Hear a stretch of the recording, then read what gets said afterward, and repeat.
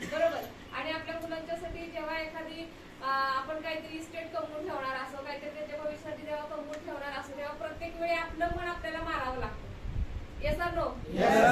बरोबर. प्रत्येक वेळी आपल्याला मन मारावं लागतं. आपल्याला समजा जायचं परदेशात, पण नाही एवढा पैसा खर्च केला तर आपली शिल्लक मध्ये कमी पडेल. बरोबर. म्हणजे प्रत्येक जण आपलं मन मारून जगत आहे आणि आपल्या मुलांच्यासाठी साठवून ठेवत आहे.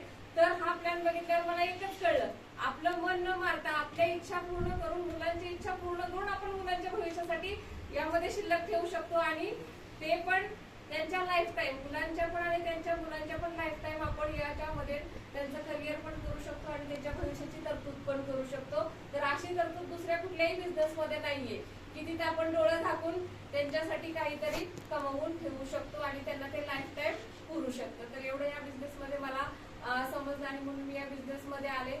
आणि या बिझनेस मध्ये टिकून ठेवणारे शिंदे ब्रदर्स यांचं मी खूप खूप आभार मानते. जय हिंद, जय महाराष्ट्र.